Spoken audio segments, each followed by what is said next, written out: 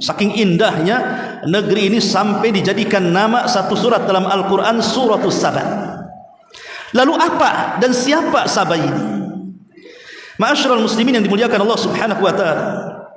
Dalam sebuah hadis Nabi SAW pernah ditanya tentang siapa atau apa Saba itu. Apakah Saba itu ardun, dia sebuah negeri, au imra'atun, dia sebuah wanita? Maka Rasul mengatakan Saba itu laisa bi ardin wala imra'atin, dia bukan negeri, bukan juga nama wanita. Walakinnahu rajulun, tapi Saba itu nama seorang raja. Wulida asyratun minal arabi, di mana dia memiliki 10 anak keturunan Arab.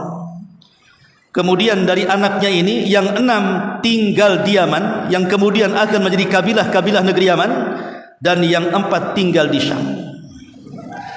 Jadi dahulu ada seorang laki-laki, ada yang mengatakan namanya Amir, ada yang mengatakan namanya Abdul Syams.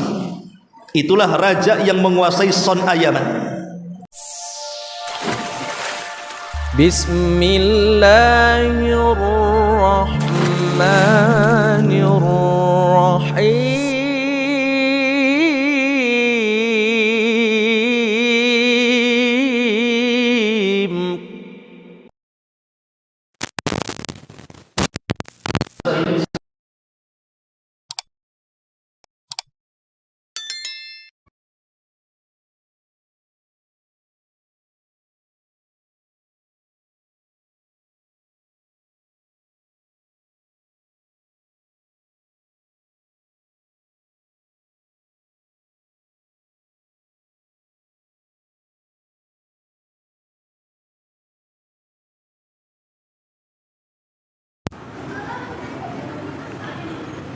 Di sini Allah Subhanahu wa taala mengatakan laqad kana li saba'in fi maskanihim ayah. Sungguh bagi kaum Saba ada tanda-tanda kebesaran Allah di tempat kediaman mereka.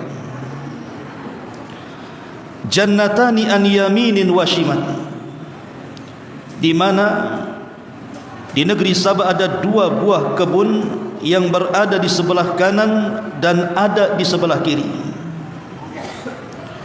Kulu min rizki rabbikum, maka Allah Subhanahu wa taala katakan kepada penduduknya, makanlah dari rizki yang Allah anugerahkan kepada kalian. Washkurulah, tapi jangan lupa kalian bersyukur. Baldatun tayyibatun wa rabbun ghafur, negeri yang sangat nyaman dan memiliki Tuhan yang Maha Pengampun. Fa'aradu, tetapi negeri tersebut belakangan mereka berpaling. Fa'arsalna alaihim sailal arim, maka kami kirim kepada mereka banjir bandang yang sangat besar. Wa baddalnahum bi jannatayhim jannatayn dhawatai ukulin khamtin wa athlin wa syai'in min sidrin qalil. Dan kami ganti kedua buah kebun mereka dengan 2 kebun yang ditumbuhi pohon-pohon yang berbuah pahit, pohon-pohon asal dan sedikit daripada pohon bidara. Dzalika jazainahum bima kafaru, demikianlah kami beri balasan kepada mereka karena kekafiran mereka. Wa hal nujazi illal kafur, dan kami tidak mungkin menjatuhkan azab melainkan hanya kepada orang-orang kafir. Ma'asyiral muslimin wal muslimat rahimani wa rahimakumullah. Cerita negeri Saba. Kalau kita cerita negeri Saba, berarti kita cerita tentang seorang nabi, Nabiullah Sulaiman alaihi salatu wassalam, dan seorang ratu yang bernama Balqis. Satu hari Nabi Sulaiman pernah membariskan pasukannya. Tiba-tiba ada satu pasukan burung tidak nampak di pasukan tersebut. Pasukan burung itu disebut hudhud. Maka setelah kemudian Nabi Sulaiman marah kemudian mengancam lau adzibannahu adzaban syadida aw la adzbahannahu aw la ya'tiyanni bi sultanin mubin. Kalau si Hudhud itu tidak nampak di mataku sekarang, kupastikan aku akan hukum dia dengan sangat berat, atau kusembelih dia, kecuali kalau dia mendatangkan kepadaku satu bukti yang bisa menjelaskan alasan ketidakhadirannya. Tiba-tiba Hudhud selang setelah Nabi Sulaiman memberikan ancaman, muncul pula dia di situ.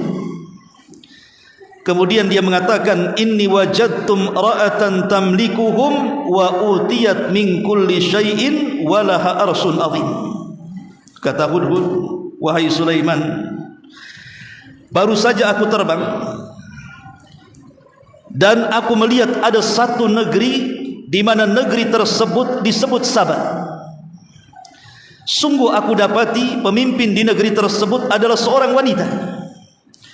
Dan sungguh negeri tersebut memiliki singgasana yang sangat besar. Tetapi kata Hudhud kepada Sulaiman, wajadtuha wa qaumaha yasjuduna lisyamsi min dunillah. Tapi sayang wahai Sulaiman, negeri tersebut penduduknya menyembah matahari.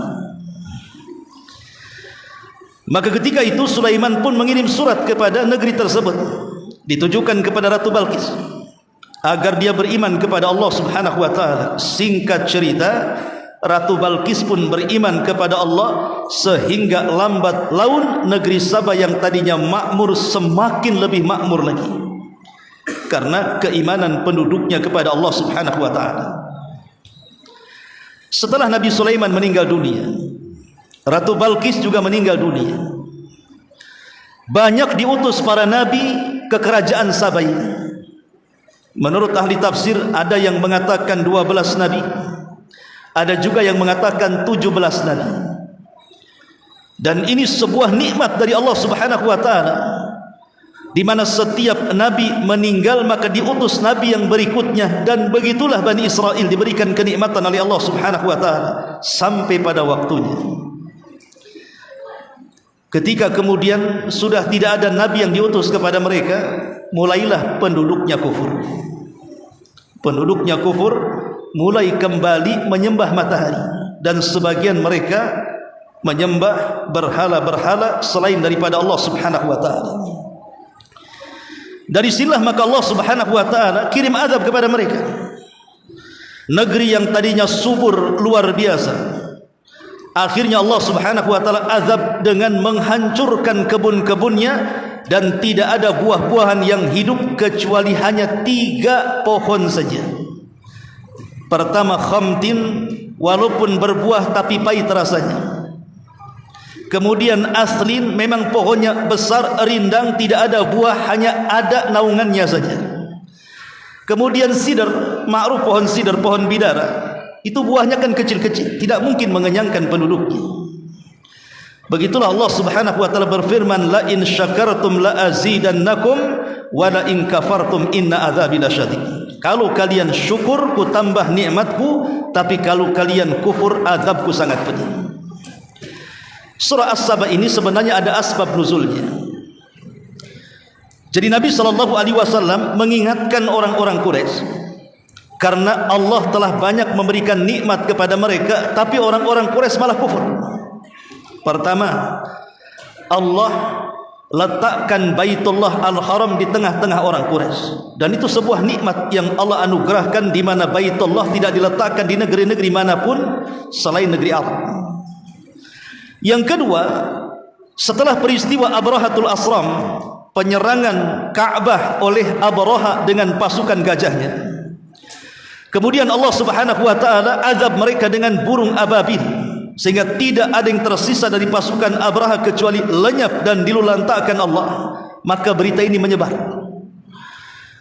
Ketika menyebar inilah mereka ketakutan dengan orang-orang Quraisy, sehingga orang-orang Quraisy berjalan kemana arah pun tidak berani manusia mengganggunya. Allah berikan keamanan dalam setiap aktivitas mereka. Baik mereka ke Syam, tidak ada yang mengganggu. Baik mereka ke Yaman, tidak ada yang mengganggu. Betul-betul Allah berikan keamanan. Kemudian yang ketiga, Allah anugerahkan rizki yang melimpah di tengah-tengah orang Quraisy itu. karena berkat perdagangan mereka. Maka Nabi SAW seolah-olah mengingatkan kepada orang-orang Quraisy, Allah sudah banyak memberikan nikmat kepada kalian, maka jangan kalian kufur. Kalau kalian kufur nikmat, tidak bersyukur kepada nikmat Allah, tidak mentauhidkan Allah, maka nasib kalian sama dengan nasibnya kaum Sabah. Disinilah turun ayat, laqad kana li saba'in fi maskanihim ayat. Sungguh bagi kaum Sabah ada tanda-tanda kekuasaan Allah di tempat kediaman mereka.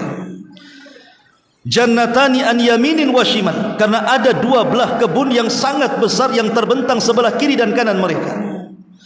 Ma'asyiral muslimin yang dimuliakan Allah Azza wa Jalla, kenikmatan kaum Sabah saya akan rinci sedikit. Betapa indahnya kaum Sabah ini. Karena di zaman itu negeri Sabah ini menjadi negeri percontohan, negeri yang paling indah sekali, negeri yang kalau kita katakan negeri yang baldatun thayyibatun wa rabbun ghafur, tidak ada negeri seindah dan sesubur kaum Sabah sehingga banyak-banyak negeri cemburu dengan kaum Sabah, saking indahnya. Makanya Allah istilahkan dengan surga. Pertama, ahli tafsir seperti yang dikatakan Imam Qatadah rahimahullahu ta'ala, di negeri Sabah ini, kalau ada seorang wanita hendak memanen buah-buahan di kebunnya, itu tidak perlu dipetik, cukup diletakkan keranjang di atas kepala, masuk ke dalam kebun, keluar kebun sudah penuh tuh keranjang dengan buah-buahan itu. Karena ajaib itu.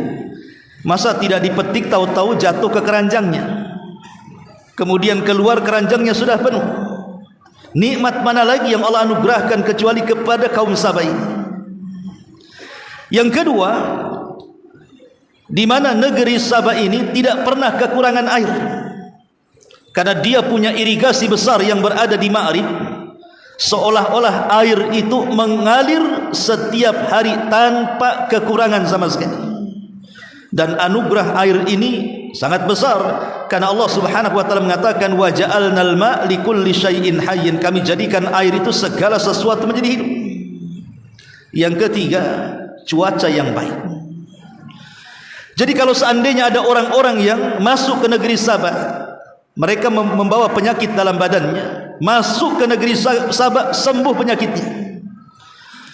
Bahkan kalau seandainya di kepalanya banyak kutu, di zaman itu kan banyak kutu tuh.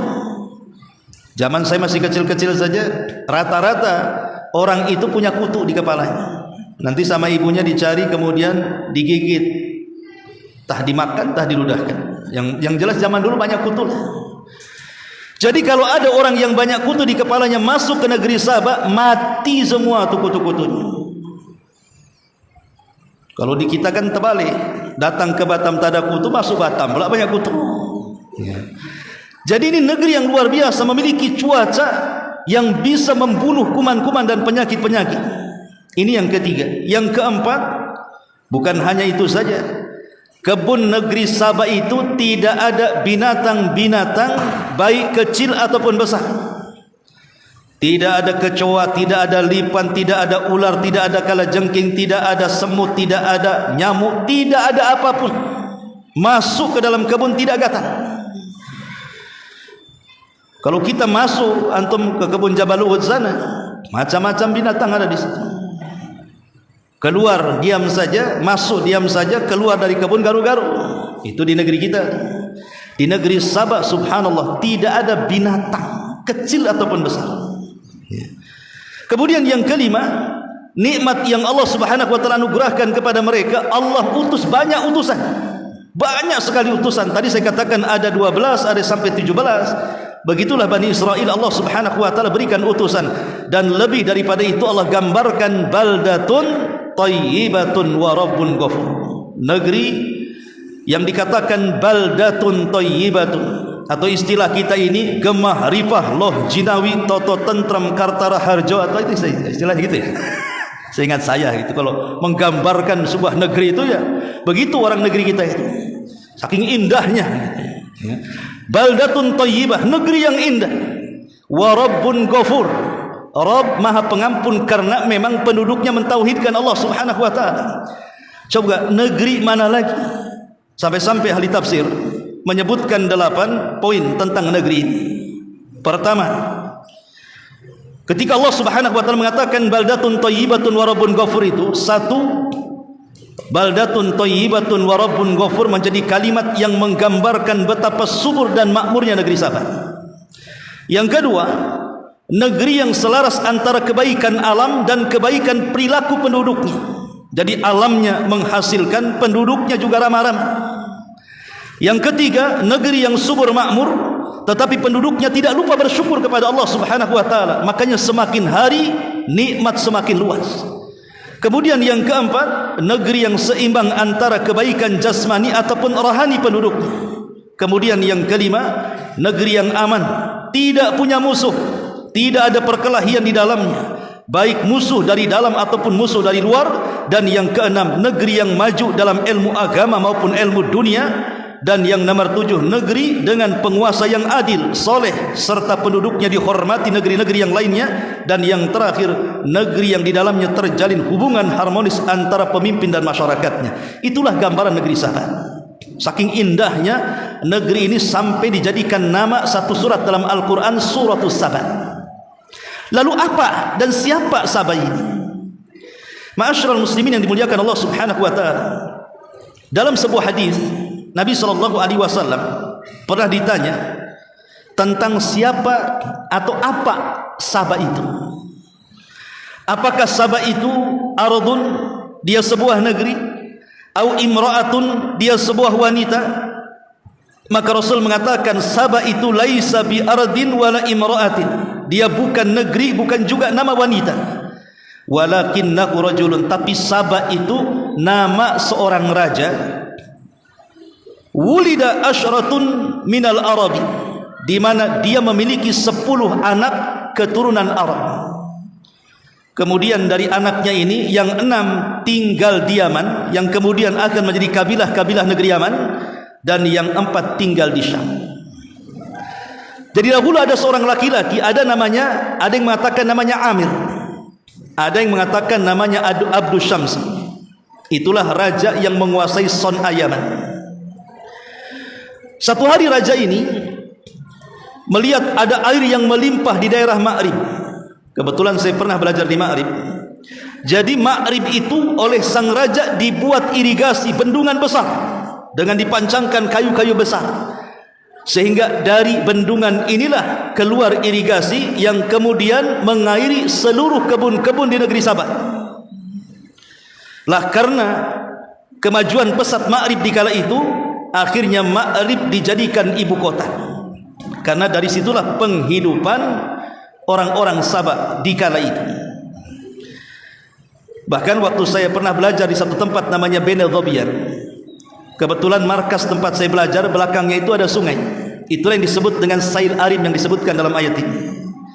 Jadi di belakang pondok itu ada sungai disebut Sail Arim. Itu ya sejarah kerajaan Sabah juga. Jadi kalau di Ma'rib itu bendungan diangkat, maka kemudian sungai itu akan menjadi sungai, banjir gitu ya.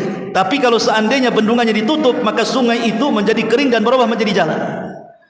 Jadi terkadang jadi sungai, terkadang jadi jalan, tergantung bendungannya tadi. Kalau lagi diangkat bendungannya, banjir, maka jadilah jalan itu menjadi air, itu disebut Sail Arim. Tapi kalau seandainya ditutup bendungannya, jadi jalan. Yang luar biasanya, kalau sudah 2-3 hari itu, biasanya kan airnya nyusut tuh. Nanti ada genangan-genangan di jalan-jalan yang sifatnya rendah, disitulah macam-macam ikan ada. Bahkan hampir setahun saya di situ itu makan ikan saja setiap hari, ikan mujair. Mana Ustaz Aswad? Mana Ustaz Aswad tuh ceritanya. Jadi di situ ikan mujair itu bukan segede gini, ikhwan, itu segini. Antum nangkap ikan mujair itu bukan kayak kita pakai mancing, ribuan tinggal diambil saja karena orang situ dah suka ikan. Bahkan ada satu ikan itu mungkin kayak kalau di kita itu disebut gabus ya, itu 1 meter itu banyak, segede paha. Itu kalau ditangkap diam saja, makanya kita istilahkan ikan bodoh-bodoh. Orang Yaman akhirnya ngikut ikan bodoh katanya. Padahal itu kita yang ngasih nama ikan bodoh-bodoh, kan ditangkap diam saja. Lah setiap hari kita makan ikan di situ. Karena kebetulan orang-orang Libya itu tidak suka makan ikan, ya kita aja yang suka makan ikan di situ. Hampir setahun saya makan ikan di situ. Jadi negeri Sabah ini letaknya di Jazirah Arab, lebih tepat di Yaman, lebih tepat di Ma'rib, karena di situ ada bekas peninggalan Ratu Balkis, menjadi destinasi wisata. Ya, artinya banyak orang yang ke situ kemudian selfie ingin melihat peninggalan kerajaan Sabah. Lah ma'asyiral muslimin yang dimuliakan Allah Subhanahu wa taala, negeri Sabah ini negeri yang sangat subur luar biasa. Sampai-sampai kalau ada orang yang safar dari Yaman ke Syam, itu tidak perlu bekal. Kenapa tidak perlu bekal? Karena airnya jernih, sepanjang jalan ada sumber air bisa minum dengan puas, dan kalau lapar tinggal metik saja. Jadi bolak-balik ke Syam itu tidak perlu bawa bekal. Bahkan seorang wanita sendirian tanpa mahram tidak ada yang berani mengganggunya. Saking nikmatnya negeri tersebut. Tapi sayang, penduduknya kufur. Ketika penduduknya kufur itulah akhirnya Allah Subhanahu wa taala katakan kepada mereka, fa'aradu fa'arsalna 'alaihim sailal arim. Ketika mereka berpaling, maka kami kirim kepada mereka banjir bandang yang luar biasa. Tahu penyebabnya? Penyebabnya adalah beberapa tikus sebesar kucing. Tikus got kalau kita istilahkannya. Kalau tikus rumah kan curut kecil. Kalau tikus gos itu kan gede-gede tuh. Kalau ketemu kucing yang lari itu. Kalau saking gedenya. Jadi tikus-tikus itu menggerogoti bendungan Ma'rib. Karena di zaman itu kan bendungan bukan pakai ready mix kayak kita sekarang. Kalau sekarang pakai ready mix, tikus menggerogoti apa enggak habis tuh gigi tikus tuh. Ya karena zaman itu kan pakai kayu, sehingga tikus bisa menggerogoti. Lah karena keasikan penduduk Sabah terlena dengan dunia, lupa mengecek jembatan, lupa merawat jembatan, sampai pada waktunya Allah izinkan satu kayu keropos, kemudian bendungan itu menjebol, air itu menjebol bendungan, akhirnya kemudian melululantakkan satu negeri Sabah. Banyak yang meninggal, sebagiannya akhirnya keluar dari negeri Sabah dan minta suaka ke Madinah. Dan ketika itu tidak ada lagi satu tumbuh-tumbuhan yang selama ini menghiasi negeri Sabah sehingga diistilahkan sorga, sehingga Allah Subhanahu wa taala hanya menyisakan 3 tumbuhan saja.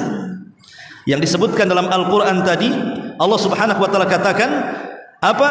Ukulin khamtin wa athlin wa syai'in min sidrin qalil. Dan sampai hari ini saya lihat di Ma'rib itu memang gersang di sana. Ya, yang ditumbuhi hanya sekedar bidara, di mana-mana ada. Kemudian pohon asal itu pohon yang besar, hanya diambil naungannya, tidak ada buahnya. Kemudian khamtin itu ada semacam pohon khamat, itu tidak bisa dimakan karena pahit rasanya. Kalaupun sekarang kemudian di Ma'rib subur, itu karena alat yang ada di zaman sekarang dengan teknologi, barulah kemudian merubah padang pasir jadi sawah. Itu pun hanya sebentar saja.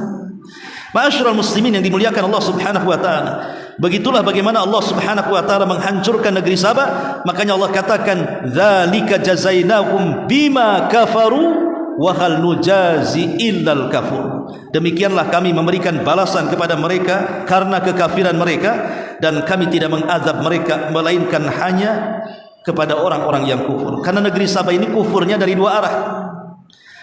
Pertama, kufur nikmat. Yang kedua, kufur kepada Allah Subhanahu wa taala alias melakukan kesyirikan, double kekufurannya. Makanya kemudian diazab oleh Allah Subhanahu wa taala, dan negeri yang dulunya indah menjadi runtuh, menjadi cerita di dalam Al-Qur'an. Maka ini penting, bahwa negeri yang indah saja bisa Allah hancurkan kalau penduduknya kufur kepada Allah Subhanahu wa taala. Wallahu a'lam bishawab. Mudah-mudahan ada manfaatnya. Subhanaka wa bihamdika asyhadu an la ilaha illa anta astaghfiruka wa atubu ilaik. Allahu taala alam. Assalamualaikum warahmatullahi wabarakatuh.